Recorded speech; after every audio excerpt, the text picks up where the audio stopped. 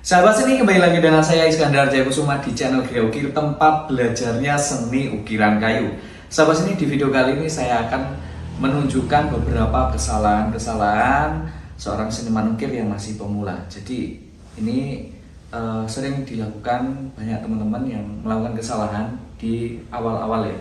Ini bisa merusak alat pahat, merusak kayu, dan merusak ornamen-ornamen yang ketika dikerjakan.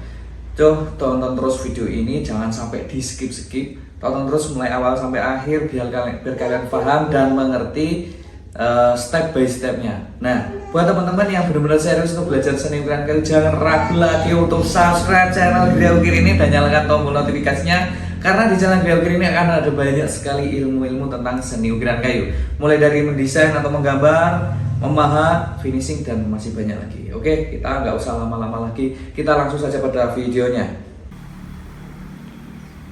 Sahabat sini, sebelum kita memasuki pada video beberapa kesalahan pada pemula, nah saya akan menjawab beberapa pertanyaan teman-teman. Banyak yang bertanya, Gria Ukir ini identik dengan pahat apa ya? Maksudnya saya itu menggunakan alat pahat apa? Nah, saya di video ini saya akan menjawab ya. Saya setiap harinya menggunakan alat pahat Jawa ya teman-teman. Jadi pahat Jawa itu ada dua tipe. Yang pertama yang ini yang saya tata rata ini adalah super komplit.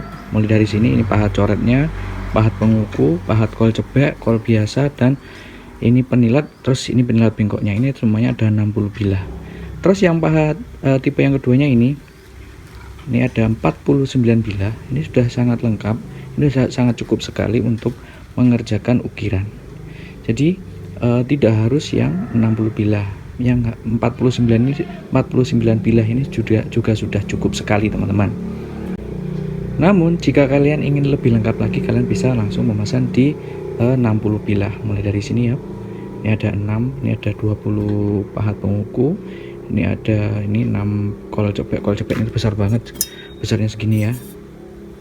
Untuk penggunaan alat pahat ini sudah saya berikan tutorialnya. Kalau kalian belum nonton, kalian langsung klik aja link videonya, ada di kolom deskripsi, kalian bisa tonton itu. Terus kemudian ini pahat penilatnya, terus ini pahat penilat bengkoknya. Nah, jika yang 49 bilah cukup ini, pahat coret, terus pahat kol biasa, terus penilat biasa, terus pahat penguku. Yang minusnya di penilat bengkok sama kol cebeknya nggak ada. Jika kalian ingin memesan atau ingin membeli pahat dari Gria Ukir ini yang kualitasnya super, kalian bisa langsung menghubungi nomor WA yang ada di pojok ini. Oke. Nah, buat teman-teman, jika kalian biasa memahat, upayakan kalian gunakan meja yang besar ya. Jangan seperti punya saya ini, mejanya agak kecil. Upayakan mejanya yang panjang, yang lebar, biar bisa menata alat pahat dengan rapi.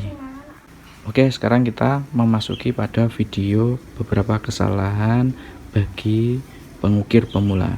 Nah, untuk itu di bagian 49 bilah ini saya singkirkan terlebih dahulu, karena sama ya, tinggal ini sama saja. Jadi kita singkirkan biar mejanya agak terlihat kosong. Oke teman-teman, untuk kesalahan yang pertama yaitu penataan ya. Setiap pemula itu biasanya acak-acakan. Kalau menata biasanya kayak gini, ditaruh kayak gini aja, diacak-acak kayak gini. Nah, ini juga membuat kesalahan yang sangat fatal. Jadi seharusnya kalian menata dengan rapi seperti ini. Ini contohnya, kalau misalkan kalian menata dengan kayak gini, misalkan ngambilnya kayak gini. Nah, ini adalah menjadi kesalahan yang sangat fatal. Kesalahannya apa? Nah, ketajamannya ini akan bertabrakan dengan baja yang lain. Kalau udah ketabrak, akhirnya ketajamannya berkurang ya teman-teman. Juga bisa merusak ketajaman pada pahat ini. Nah, kalau misalkan kalian terus-terusan seperti ini, maka kalian akan sedikit-sedikit akan mengasah. Jadi seharusnya kalian harus menata seperti ini ya teman-teman, mulai dari yang kecil sampai yang terbesar. Nanti kalau misalkan kalian membutuhkan yang kecil, ambil yang kecil. Kalau ditaruh kembali lagi kalau udah selesai, nanti ambil yang besar. Atau yang dibutuhkan yang mana, harus kembalikan pada tempatnya masing-masing. Itu berlaku di semua alat pahat ya. Kalau bisa pahat kolnya sendiri, kol cebeknya sendiri, pengukunya sendiri, coretnya sendiri, terus kemudian penilatnya sendiri. Jadi kalian harus menyendiri-menyendirikan. Kalau ngambilnya satu. Kalau misalkan kalian bisa ngukirnya di lantai ya, kalian harus mempersiapkan karpet atau alas-alas yang tidak menyebabkan berkontak langsung dengan lantai. Apalagi kalau kalian menatanya seperti ini misalkan kayak gini, terus ngambilnya katakan di orat-arit kayak gini, ini sangat salah sekali ya teman-teman.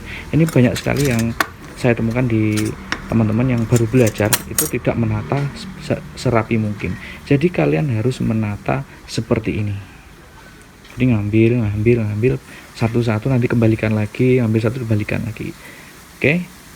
Nah, jika kalian memahat dengan ornamen yang terbatas, maksudnya ornamennya kecil, nggak harus membutuhkan semua alat pahat. Jadi kalian harus menentukan, misalkan kolnya membutuhkan cuma 5, kalian ambil yang 5-nya aja. Terus kol cebeknya butuh 2 misalkan, kalian harus menata juga 2. Pengukunya butuh 10, kalian ambil 10. Coretnya berapa, ambil ya, ditaruh seberapa. Jadi nggak harus semua dikeluarkan juga nggak apa-apa. Jadi kebutuhan sesuai dengan kebutuhan kalian ya, dan harus ditata yang rapi. Nanti kalau udah saya akan taruh kembali lagi gitu ya teman. Jangan seperti ini, oke.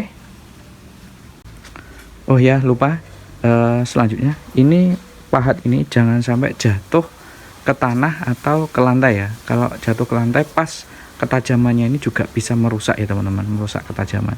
Kalau udah rusak pasti kalian akan mengasah. Itu juga membutuhkan waktu yang menyita waktu kalian dalam berkarya. Oke, selanjutnya kesalahan dalam memegang alat pahat. Contohnya seperti ini, misalkan kita ambil yang ini aja. Misalkan kita memegang pahat coret ini, biasanya teman-teman megangnya tuh dari sini ya. Yang masih pemula itu megangnya seperti ini. Nah, kalau memegang seperti ini akan membuat tangan kalian itu bisa sakit ya di bagian sini. Jadi yang harus kalian lakukan, megangnya tuh bagian agak ke bawah sini. Nah, sini ya. Nah, megangnya seperti ini ya posisinya. Jari kelingkingnya di bagian bawah, terus diikuti ke atas, jempolnya di bagian sini. Ya. Terus jika posisinya seperti ini, maka bentuknya seperti ini. Yang ini di bagian sebelah sini. Contohnya seperti ini ya. Nah, seperti ini teman-teman. Terus kemudian yang harus kalian lakukan ketika memahat, jangan sampai kedalamannya full ya. Kalau bisa di bawah setengahnya saja, sedikit-sedikit saja. Karena kalau misalkan full sampai kedalaman full, ini kan bisa berat. Apalagi serat kayunya itu padat ya. Itu bisa merusak bagian ini, pinggir-pinggirnya ini. Jadi harus kalian sedikit-sedikit saja. Kalau misalkan dari sini terasa sangat berat, maka kalian harus mengganti posisinya dari sebelah sini kayak gini.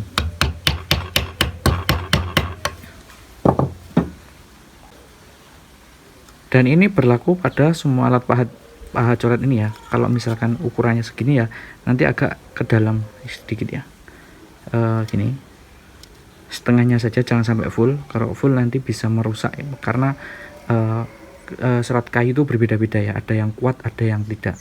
Kalau ketemu yang kuat, ketika belok nanti serat kayunya yang sangat kuat, maka ini bisa rusak ya teman-teman, karena bajanya kan tua. Kalau misalkan bajanya muda, itu akan meleok saja, tidak patah tapi meleok gitu ya teman-teman.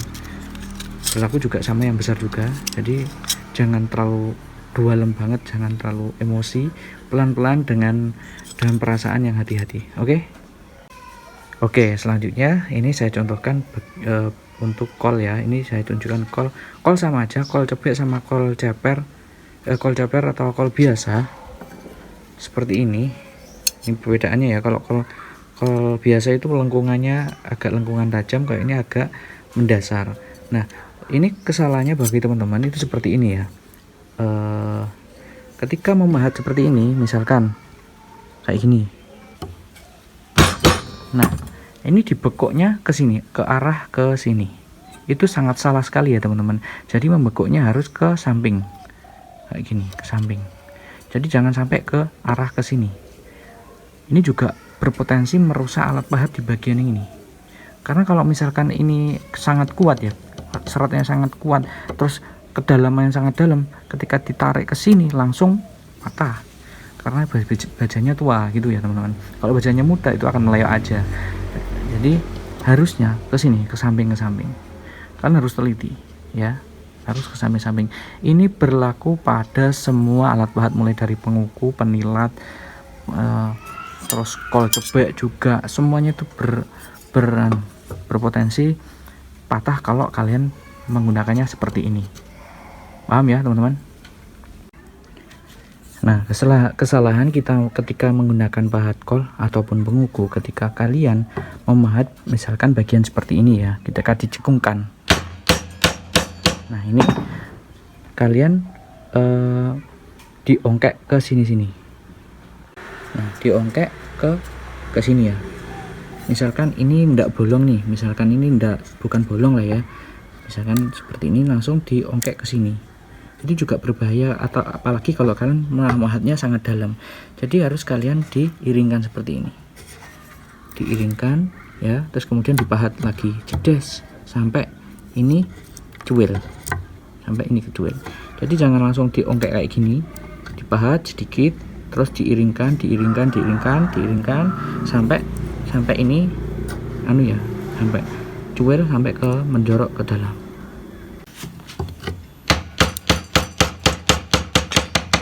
ya, diputar-putar. Nah, seperti ini. Terus diulangi lagi sampai ke atasnya sampai membentuk cekungan ke dalam. Jangan langsung dari atas ke sini sampai ke dalam, tuh juga sangat berbahaya. Kalau misalkan emang dipaksakan dari atas ya, sedikit sambil diputar-putar kayak gini ya, jangan langsung dikenek-kenek nih gitu.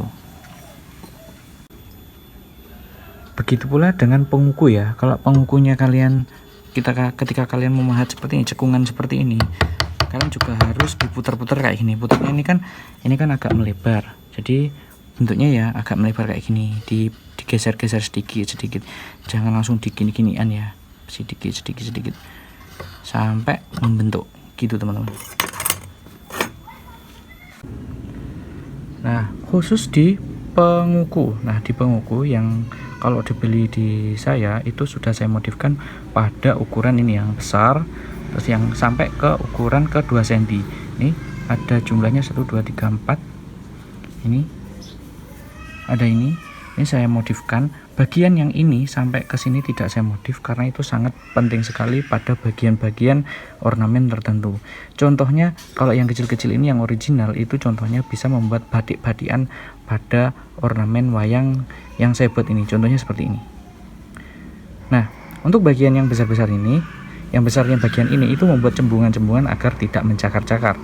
Kalau yang ini jangan dimodif, nggak apa-apa ya, nggak usah dimodif. Kalau misalkan kalian mau memodif sendiri juga nggak masalah, karena kalau memodif yang besar ini sangat berat ya, karena lebar. Kalau yang kecil-kecil ini cukup enteng lah, diasah. Contohnya cara memodifnya juga sudah saya upload, kalian bisa tonton, linknya ada di kolom deskripsi.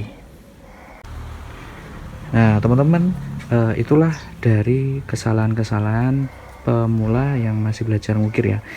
Sebaiknya kalian harus menghindari kesalahan-kesalahan tersebut untuk memperlancar berkarya kalian.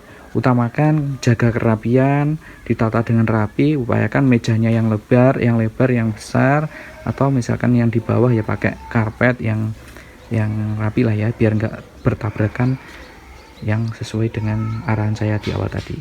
Oke, terima kasih sudah menonton video saya mulai awal sampai akhir. Semoga video ini bermanfaat buat kalian semua.